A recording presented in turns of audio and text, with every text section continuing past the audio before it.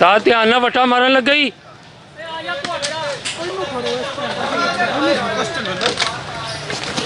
ਉਹ ਇੱਕ ਮਿੰਟ ਉਹਨੂੰ ਮਾਰ ਲੈਂਦੇ